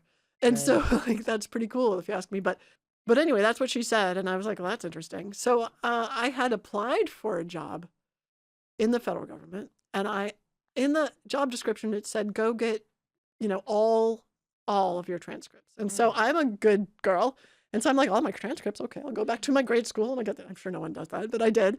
And I get my transcript and all 8 years from 1st to 8th grade at Butterfield School in Libertyville, Illinois were redacted. We're in the comments section, redacted. Someone had redacted my transcripts from me. And I wrote them and I said, was this, like, what? And they said, that's how we found it. We don't know why it's like that. Also, you have your 1st grade report card from 1976. You have it in the book and then this redacted electronic copy. Yeah. And you can see that the redaction was actually done with cardboard because it's at an angle. They just put a piece of paper over it. Yeah, which is the old way to do redaction and takes a lot of work. Redaction is a fancy word for hiding. It's censoring. It's censorship. So yeah. I cannot have access apparently to so luckily my mom had kept at least my 1st grade report card. So anyway, that was interesting. The one she kept was not redacted. No. So the one she kept was from 1st grade. That they never redacted their comments. That's where they would have written about this program. And was there anything in that 1st grade report card that raised any suspicion? It's just that it said I was reading at like a 5th grade level and that I'm a good storyteller and blah, blah, blah. So they took that out. But I think it was just all redacted, like every year. So I don't think they necessarily read it. I think someone decided to do that. Now, it could be that there was a law that all of those had to be redacted for anyone who was being tested. Maybe, or I don't know. I make up stories to make this sound normal, but it's not normal. So I don't know what to say. The other thing that they would do is every week I would meet with my counselor. Now, I was a really good student. I had no behavior issues. I was getting straight pluses, which is the old term, right? Like that was the word open school term for A's. Teachers loved me. I was always good. But I had a counselor for some reason, not clear why. And when I would go see her every week, and sometimes I saw her and a man, I would walk down, I would dread walking to her office. I could see the lockers on my right. I could go past the office, go to this weird part of the building, take a left into this area, take another right, and that's the room where I met them. As soon as I close the door, I don't remember a single thing that ever happened. And then I leave, and now I remember things again, and I go back to my classroom. So I can still, I'm 56 years old. Back then, when I was 12 years old, I can remember the pathway and just dreading that whole thing. And I can remember that I didn't remember. Now, I also want to say, 12 years old, I mean, a lot of us remember things that happened when we're 12. This is not like, oh, these are toddler memories and like, oh, you're going to like, the implication that some might make is like, they were stealing your memory and giving you drugs and blacking out. It's also possible that whatever was happening, you did not want to remember. I think it's very likely. I know I have a gift when someone, where I see a movie that's too traumatic and I won't watch certain movies. Or if someone's telling me something that's traumatic, I often forget it. So I know that I would like to not be traumatized. And so so actually I didn't put this in the book, but I'll just tell a bunch of millions of people who are watching. I talked with the UFO community. I said, you've got to have someone who does past life regressions or this life regressions to help me figure out what a blocked memory is. And they said, we do. And here's this person, she's really wonderful, et cetera. And so I said, great, I'm going to work with her. So I told her, I want to unblock whatever happened. And she said, great. And we had an appointment. The day before the appointment, she texts me. She says, I'm sorry, I can't do the regression because I have emergency dental surgery. And I said, oh, okay, well, can we reschedule? She said, no, because I will have emergency dental surgery at any time you would like to do this. Which was her way of saying, I can't do this regression. What? Yes, I know these things happen to me and they've been happening. Like, well, can we try a different one? Jonathan will do one right now. Lay on the ground. You said that you were making narratives to fill the holes here. But does she have a connection to the intelligence world? I have no idea. After that, I backed away and I thought maybe she knows about something really traumatic and maybe it's better if I don't know what happened in that friggin' room. But who got to her? Jonathan is saying that what he hears, which is a possible interpretation, is that this woman is saying, someone came and told me, do not do a reading for Mossbridge. She has information we don't want to get out. What we're saying is that this woman perceived that anytime she tries to dip into Julia, she's going to be pulled away and pulled out of it. And that it would be unsafe for me. I think she was giving me a message that it would be unsafe for me. There are two versions of this. One is that there is some system of control that organized the tests. What was being played on those audio recordings? Because one version of this is that there's an organization designing these tests. Why would they use students? Because students don't have the depth and development of the analytical side, but also what they're trying to do is use someone who may have a larger access to that non-rational side, that non-analytical side, and they're just going to feed them information. And from their perspective, it may be the richest source of data because you're young enough not to have blocked out the intuitive side, and you're old enough to not be so vulnerable that you're an 8-9-year-old. I understand. I'm not saying that that's not the case. In fact, I think that is the case, especially given some of the follow-up cognitive testing that was done with me and some of the coincidental relationship between the timing of my filing a FOIA request and getting progressing in a job offer for the federal government. So like all those things totally support that interpretation. And I also hold in my mind, and I think it's important, especially for you who let's be with the unknown a little bit. I also hold in my mind that people do different things for all sorts of different reasons. And when you're a person whose mind has been surveilled, essentially, which mine has been through much of my life, it appears, because you're interesting in some kind of way, you have some kind of capacity, there can be positive and negative motivations to do that. And the motivations that I really respect are the positive ones that are about taking care, like take care. And that's what I felt from that woman who said, I'm going to have emergency medical surgery, was take care. And that felt not like, oh, someone got to her. Maybe someone did, and she was responding in this really responsible way. But to me, the way it felt to me was there's danger going into those waters, maybe consider not going into That's protection. It felt protection. And the other thing also, and I think this is something, and you deal with this very clinically, in the book. Let's just take the one example you gave of it, that sound, right? And they're asking, what do you feel? Let's also keep in mind that may not have been a mind control experiment. It could have been an opening to see which kids talk deeply, which kids have an active imagination. It could literally have been a stimulus, keep us going down this road. So this is 7th grade. This is 7th grade. We also have this weird pink drink that's kind of viscous that we're supposed to drink that they tell us is fluoride or antibiotics sometimes. Have you talked to other kids from your school? Yeah. So some of the kids, so one of my best friend in junior high was also in this program. And she and I spent the summer of 84 together talking and stuff. But she had a different experience. She doesn't remember the hearing test. She doesn't. So I think different kids were selected for different reasons. I mean, I have a complex situation with my father working for Department of Energy. My mother, I think, was recruited to University of Chicago from a very poor family. And her parents worked in a uranium mining facility in Denver. I started to put together the clues, and that's what this book gave me, was I started to put together the clues of, and then this one dream I had that led me to a phone number of a radioactive, a government agency that examines people for the effects of radioactivity. And then I found this document from 1978, a memo that sets out the government's desire and the necessity for studying the effects of radiation, ionizing and non-ionizing, in humans. And so that's where my dream took me. And so and then this book, writing this book, took me to this process of, I have to say these things out loud. I have to piece them together and do a little more research. And when I do a little more research, I start to go, oh, maybe this has something to do with when I was taking a test on 23andMe. And it was something like an 18-month or 2-year longitudinal study.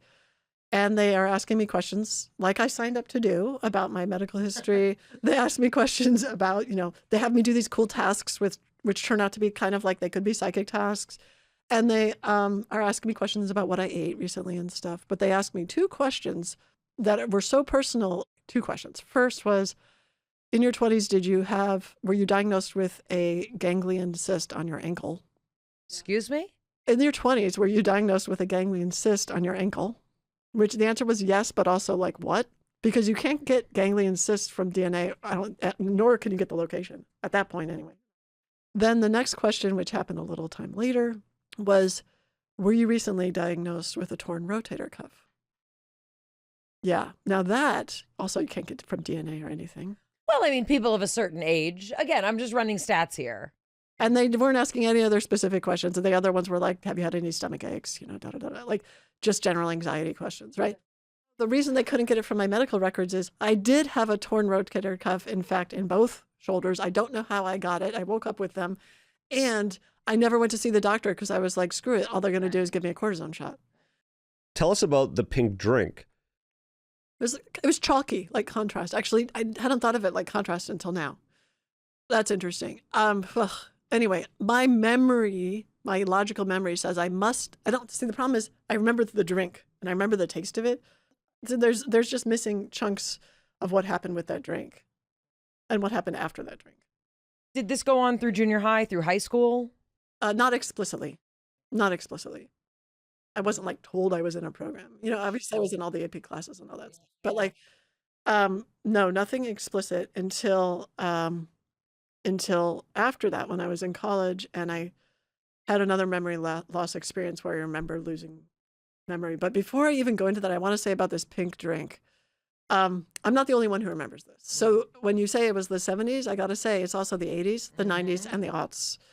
And so in the 80s, 90s, and aughts, there are people who are taken out of gifted and talented programs. The pink drink resonates. The weird hearing tests that weren't hearing tests resonate. This person grew up in North Central Ohio in the 1980s. Anyone here remember a weird routine in elementary school called swish? You'd get a paper cup of pink fluoride to swish around in your mouth for a minute. Someone said, I keep waiting for my superhero powers to kick in. Someone said, if you grew up in a community without city water, this was how they gave fluoride to kids. Well, we had city water, not at our house. But anyway, this was a drink that was viscous. Now you don't have to have viscosity with fluoride. So that's the piece that's anyway. So as I'm getting older in college, I took some time off of school to go sort out my life and be with a friend who had graduated, and I went to Palo Alto. And then in my mind, I have this experience, a two-pronged experience. One experience is my dad tells me I needed a job because, not from an independently wealthy family. So my dad tells me, go talk to my friend at Lockheed Martin, or this person I know. They need, a word processing person, and you know how to do that stuff. And then the other part of my mind says, no, I saw an ad in the newspaper. So I don't, memory recall not great on that. So anyway, I go to Lockheed Martin, Palo Alto, or East Palo Alto, I forget where it is. And here's what I remember from that day. I walk in, I applied for the job. They give it to me immediately, like weirdly. That feels weird to me. I'm having a conversation with the guy who's giving me the job, and he's kind of avuncular and sort of like, great, you'll type letters and do word processing. And I have this experience of behind me, there's this weird equipment, but I don't remember it, but I have the experience of it. I can see through the window. I can see in my mind's eye, I'm saying, I can see the cars. It's on the first floor, the guy's desk. I can see all that. And then what I can see is the end of the day. That's the next thing I can see, where I'm shaking and crying and I'm typing on the word processor a letter. And I go into his office and I say, I have to leave. I can't do this. And he tells me he thinks I would be a great asset to Lockheed Martin. Why? Why would he say that a 20-year-old who's taking time off of school to go live with a friend to word process is going to be a great asset to Lockheed Martin after one day? And and I'm aware of not remembering the rest of the day. I'm just shaking and crying, which is not something that I had ever done before. So and the fact that I was shaking here in your studio earlier, it just brings back that feeling of like there's something there. What did it mean to, come out of the closet in a way with this book? You have a beautiful academic life. You've written wonderful book. Like you're like the lead on Telepathy Tapes research. Like you've got this incredible life. And not that this is not incredible, but I'm curious what it felt like, because I think a lot of people, and you do talk about, especially with sexual identity, with gender identity, a lot of that is what we think of when we think of disclosure, right? Or if we talk about the government revealing secrets about aliens, we talk about disclosure. What does this kind of disclosure do for you? What does it feel like? And what might you say to people who might be holding something or who are curious what they're holding? It makes me scared. It also makes me proud. It makes me feel whole. It makes me feel love and feel loved. All of those things at once. So all of those are in there. The fear is, and then I've managed the fear. Like I'm aware of the fear. Like when I talked about me shaking, like I'm aware of the fear. The fear is largely twofold. One is the paranoid fear of like it's a conspiracy and Lockheed Martin's going to come kill me, right? Which I don't think is going to happen. The other is the underlying fear, which is, do I really think I count enough for this to be true? Am I being grandiose, right? And I finally let myself say, look, it's objectively true that I have an interesting mind. It's objectively true I've had my psychic capacities measured by people other than myself. I know that I am decent as a psychic. I also know that I'm very good as an analyst and that I'm very creative as a scientist. And this makes me very interesting. And it's okay to just notice those things and say, yeah, it is not that I'm that important. It's that I'm that interesting. And that interest makes sense. I would be interested in a mind like mine. If you had to give your best guess as to what might have been happening, what is your best guess?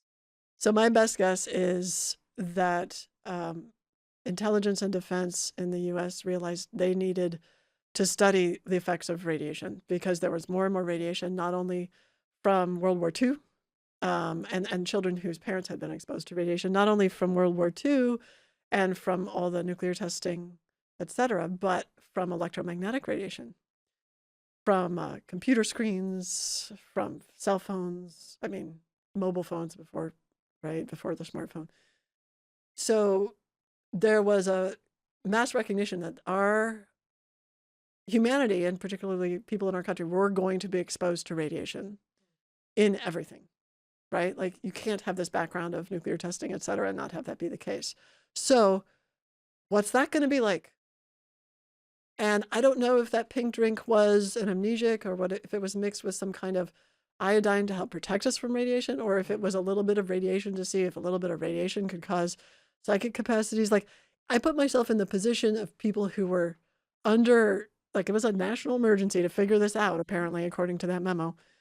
What would you do to do that? And how would you do that and keep it secret and yet try to maybe do it in an ethical way? I don't see a lot of evidence that there was a lot of attention paid to the ethical part, but it seems like you would be trying, I think it's good intentioned people trying to answer a call to do something that was very important. Can you explain, just for people who may not know, what happens, for example, with radiation poisoning? Meaning, what's the information that they're trying to get? And are we seeing things in our lives, in our bodies, in our physiology that might actually be reflecting that we are impacted in a way that might have been curious to the government? I don't have any idea to the answer to that. I think that I almost avoid any information about that. I almost, because I feel like, well, I mean, certainly cancer. Well, and we also know that there's more spontaneous mutations younger and younger in people's DNA that is leading to a lot of things, which could be many reasons. It doesn't have to just be radiation. With a spike correlated to the fact that we're now all carrying cell phones with us everywhere we go, and we're spending 5 to 6 hours a day with it in front of it. You don't have to be like, have a security clearance to know that we have more radiation, both ionizing and non-ionizing, in our world than we did, 100 years ago. Where do we get exposed to radiation? I mean, so first of all, there's natural radiation. So we're getting exposed to radiation where is everywhere. Everywhere where you can go on the planet, and then when you go to space, you get more. When you fly, you get more. You're not as protected by our amazing magnetosphere.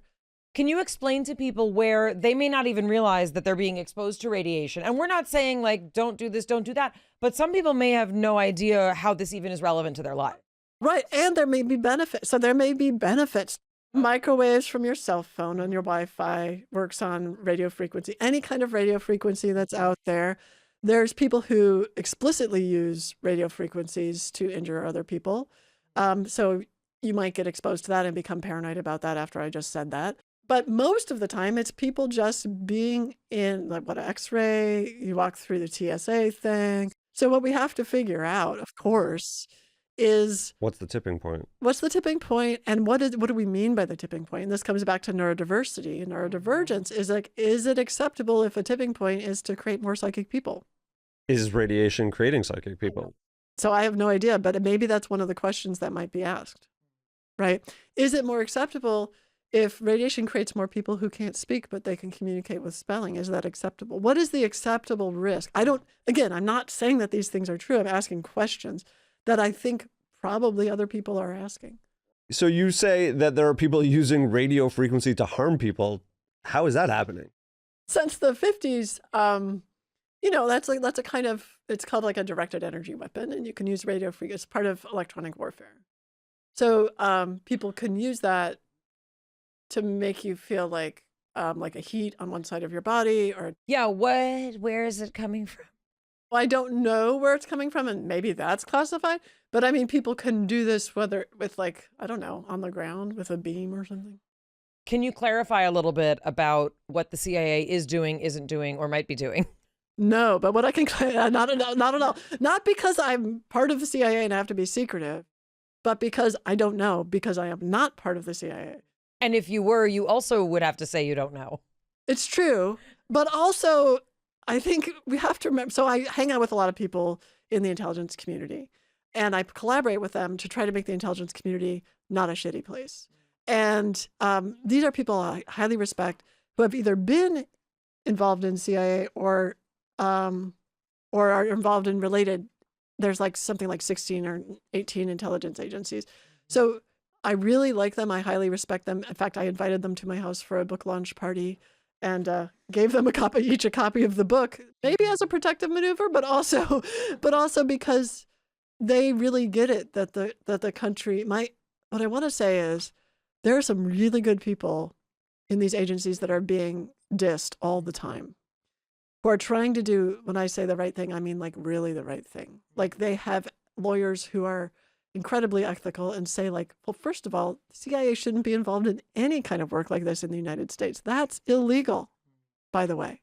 And so if anyone represents themselves as someone who's from the CIA, or I used to work at CIA, or, you know, they're what they, to you in order to try to, for instance, work with your child who's a non-speaker, or gain access to your, you know, gifted child and give them a pink drink, you know, they're using the mystique and the fear that people have about the intelligence community to mess with you and to gain access. And that is unacceptable to both the intelligence community and, you know, to the rest of the world. Like, that's not okay. And that should be called out, and people need to not be afraid of that BS. That's nuts. And there's this amazing documentary people need to hear about, which is, will be coming out next year, the power we have, or something like that. I can get it to you. But it's these women called Iron Butterfly who have been in the intelligence community and who are calling out the power of women in the intelligence community to be moral, ethical guideposts for what is done. And I feel like people need to know about that before they go slamming, you know, whole agencies that are really huge. When did you first discover that you had intuitive or psychic abilities? When I was a kid. I was like 7, like first grade.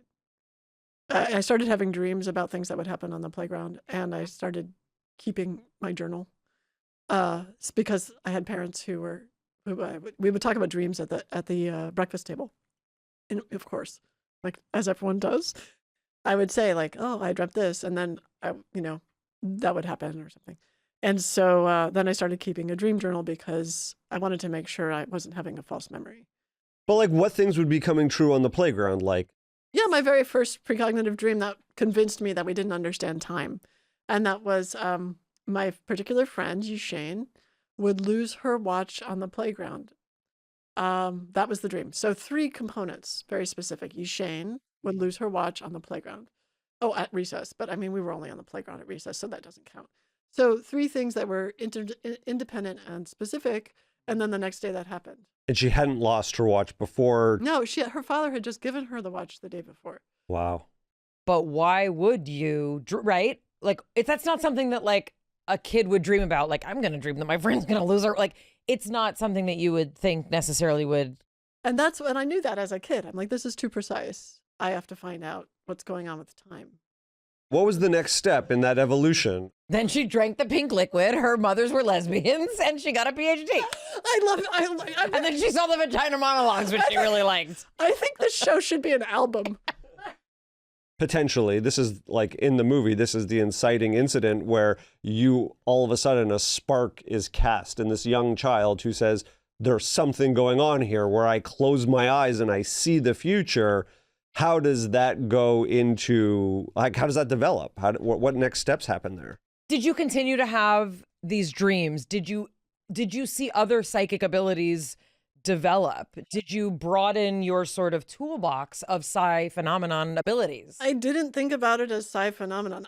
I had a human brain coloring book. Do you remember that one? Yeah, I mean, I used it through grad school. Yeah. Yes, right. And I had that. And so I would color it and think about the brain and try to understand. I was always this left-right sided sort of center brain person, but I could do really well with both sides.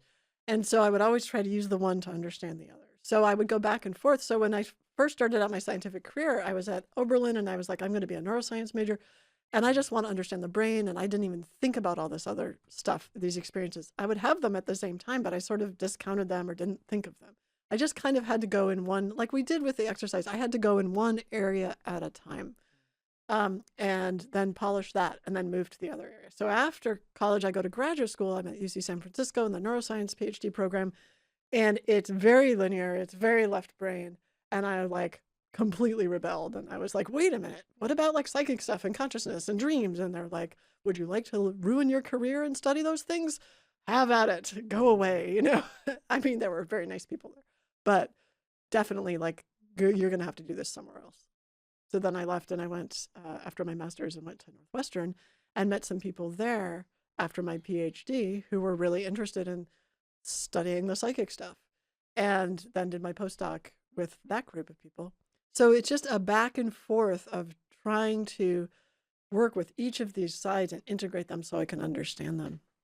When you were working on in the analytical side, did you have less precognitive dreams than when you switched?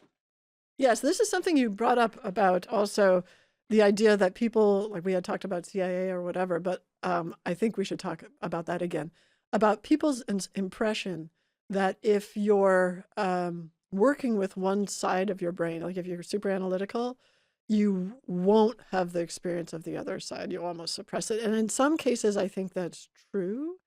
I think for me, it's like it had its own plan. And this is the hidden part. So back to the hidden part said, I'm going to show up. And I'm going to show up when you're being too frou-frou and woo-woo. And I'm going to make you get more analytical. And I'm going to show up when you're being too analytical. And I'm going to remind you that you're connected to the rest of the universe. And so it feels like my hidden part does both parts. So that's why I don't associate it completely with the right hemisphere. It's really this underlying, it's a mind thing. It's not a brain thing, right?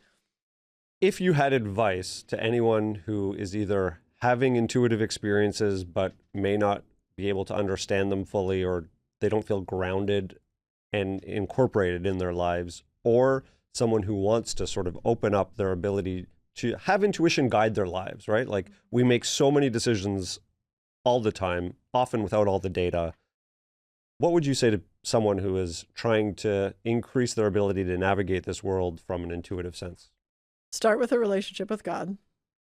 And you could call God unconditional love. You can call God the universe, whatever, source, or God, or whatever name you have. Start with a relationship with God so you feel protected, whole, and loved.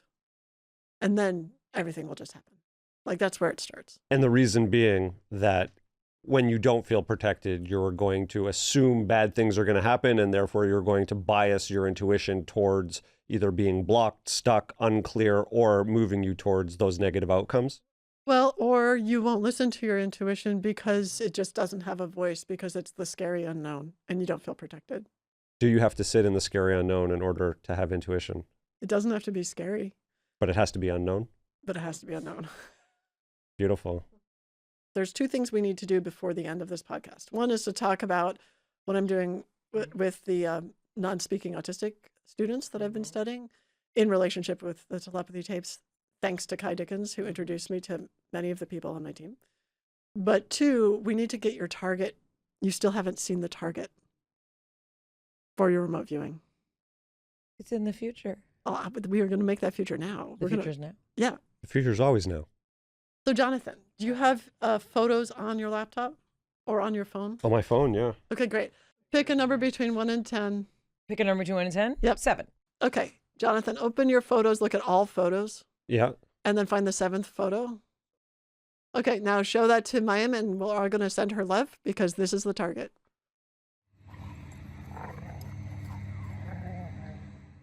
So why is this the target? This is the essence of it, intention. I intended, without speaking, that the target was going to be the X number that you picked, photo/video that's on your phone. So let's look at the board again. Let's do it.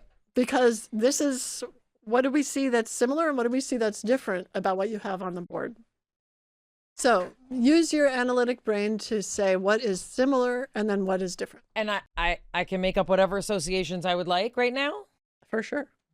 I mean, the first thing I thought of is I had forgotten this dog's name was Peaches. But when I pictured that prism, I described the color as salmon. But when he said peaches, I was like, it's that kind of color. It's like that pinkish orange. It's almost like Valerie's hair, which is, also kind of like that sherbety. I thought of that.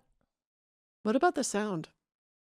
Yeah, there was something kind of staticky, but also it didn't have variation. Like a white noise. Yeah, exactly. It was my mind's ears version of discrete. Yeah, Got it. White noise like that. There is something about the shape that they're taking that feels pyramidal. Like there's something about the way that they're laying together a couple times. Oftentimes when people first do a remote viewing, when they're trying to indicate outside, they will draw a flower. That's just an indication of something outside. And that's just symbolism that exists in our culture. And then the prism is often a symbol of light. And if you notice, one of those dogs was in the light. Did you see the shaft of light in that video? Also, I'm thinking of like love and the feeling also of watching joyful, unconditional love source. Right. Like I did think of that also. I would say you did a pretty good job. I did not fail. You did not fail. You did receive. What's 9324? That's an arbitrary number that I gave your... Says you. That's my home phone number. No, I wanted to give your analytical mind something to hold on to, as if that would have like magical powers that would link you to the target. Telepathy Tapes. Tell us what you're working on. Telepathy Tapes. We're writing up our results from some trials on both telepathy and also trying to understand the minds. We call them mind discovery trials, with a bunch of autistic non-speakers in Chicago. And then I'm doing a brief article for Aperture magazine, which is the International Remote Viewing Association's magazine, to compare remote viewing and the savantism of non-speaking autistic people. And then next year, we're working on curriculum. Natalia Meehan and Maria Welch, two teachers of non-speakers, are creating a curriculum. It's a holistic curriculum that brings into the teaching of how to do spelling and communication with non-speakers, brings the telepathy into that as a tool to use rather than to be ignored. And then we're also doing this fantastic new venture, which is for-profit, nonprofit organization called MindRise, which will be a national organization that will actually help, we hope, change the way human potential research and technology is both conducted and funded.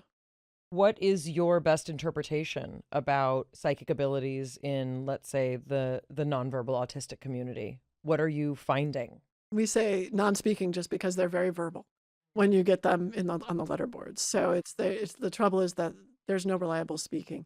So what we're finding is that the original telepathy test that Diane Hennessy did, we can't speak to that because we're using a completely different method that uses richer stimulus sets and more naturalistic interactions.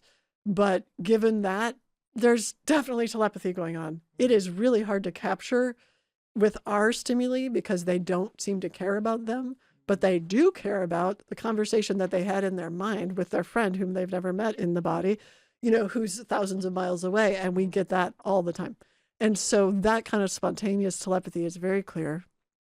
And I also have heard from some parents of non-speakers that they've been approached by folks who claim, oh, we work with the intelligence community, and for national security reasons, we want to have access to your kid. And I just want to underscore, while it may be true that there could be national security reasons why you need to use these gifts, just use your sense. Just use your sense. And your sense needs to be, is this person treating me ethically? Is this person trying to manipulate me, etc.? Hold on. Government agencies are recruiting these? No, people who are claiming to be government agencies are often contacting, which could be more of an indication that there is something to tap into here. But we don't want people also using legitimate intelligence agencies to try and gain access to vulnerable populations, especially with the promise of, we're going to prove that your kid has telepathy. For sure. How are you proving these experiences, though, when you say that they're communicating with people that they've never met in physical form? How are you identifying it? So we write down the anecdotal stories because that's what always drives people to do research. But then the research, for example, we wanted to have we had worked with videos that were from stock footage where we try to get non-speakers to describe what's in the video that someone else is watching. Not great. Not great. They're not that interesting. They're not. Why would they care? Why would they care? And that's what they say. Like, okay, I tried, but it was a boring video. So they often have associations in those trials. So like one student had an association. The video was of these blossoms and someone, more than 50 feet away in another room that didn't have any adjoining walls with the doors closed, was watching the video of these blossoms opening really fast. So he says, oh, well, the video that they're watching reminds me of church and religion greatly seen by others. That was his wording. And so we were like, okay, whatever. We didn't know what the target was because we like to keep ourselves blind too, right? The only person who knows what the target is the person who's watching the video. That's how you keep things blind. So then when we go over the target with the non-speaker and we show him the video, he says, yeah, that's the kind of tree that's outside my church when I go in. That's the kind of tree we have. So then we call in the mom. What kind of tree do you have? Like, is there a tree outside of the church where your son would go in? Oh yeah, there's these like blooming trees. They're like pink. So it's like that's how we get the spontaneous information. And you have been seeing that there's overwhelming data that this is happening. Oh, it's clear.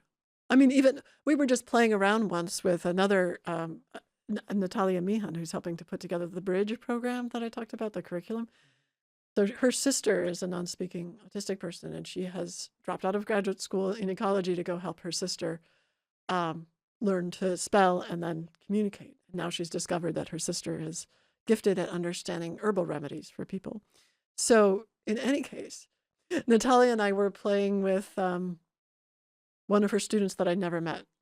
And so I said to her, like, okay, we have to get permission from the parents and the student to do this little fun play game. So you go ask permission. So she asked permission. They said yes. So the game was Natalia was going to just intend, without saying anything out loud, that the non-speaker report on what I was thinking in that moment. So I knew the time of day. I had it written down. And so I kept track of what I was thinking in that moment, right? So the non-speaker comes in. She says, well, is there anything you want to talk about before we get going with our lesson? And the non-speaker starts talking about Julia, like literally names me. So she hasn't mentioned my name at all to him. Writes about Julia, writes about this owl that I was watching on a video. Oh, the owl flying over. And then mentions something that I was thinking of for the last 24 hours, sort of obsessively, which is 3I Atlas, that comet. And she didn't know what 3I Atlas was. The issue here would be with facilitated communication. If the person who's holding the letterboard knows what Julia's thinking about, can we even verify that the student knows? But in this case, the only person who knew what Julia was thinking about was Julia and the universe. So someone is, in theory, holding a letterboard that this individual who is otherwise nonverbal is using to communicate with. So if they said owl, I mean, think of how many words there are in the English language. Even if that was the only thing that happened was that you were looking at an owl and this person typed owl, the stats on that are... It's ridiculous. Out of all things that you could say. And then talks about 3I Atlas, which she didn't know. She knew owls existed, but she didn't know what... She was like, what is 3I Atlas? And she had to look it up. And the mom had to look it up. And then they found out, oh, it's a comet. So then they asked him, why are you talking about... What is 3I Atlas? And he spelled out, it's a sentient comet. Do you anticipate that using this kind of spelling method as opposed to facilitated communication, do you think this could be the thing that breaks this wide open in terms of people's understanding of what's actually going on when we talk about telepathic abilities? Yes, I absolutely do. And I think that's also where the love revolution comes in, because these non-speakers are very right hemispheric in this, in the colloquial sense, which is very focused on human connection, relationships, trying to help, and love. And so bringing that in it's revolutionary. Julia Mossbridge, where can people find you? Obviously, have a nice disclosure. Really, really beautiful little book. Where can people find out more about you? So people can find out about me at theinspiracy.com, which is also juliamossbridge.com. So either one, maybe it's easier to remember the Inspiracy, which is, by the way, like a conspiracy, but inspired inside of yourself. So it's the Inspiracy. And then juliamossbridge.com is the same site. Everything I do goes on there. Join us on Substack for a lot more conversation about all of this and more, from our breakdown to the one we hope you never have. We'll see you next time. It's Mayim Bialik's breakdown. She's gonna break it down for you. She's got a neuroscience PhD or two. One fiction, and now she's gonna break down. It's a breakdown.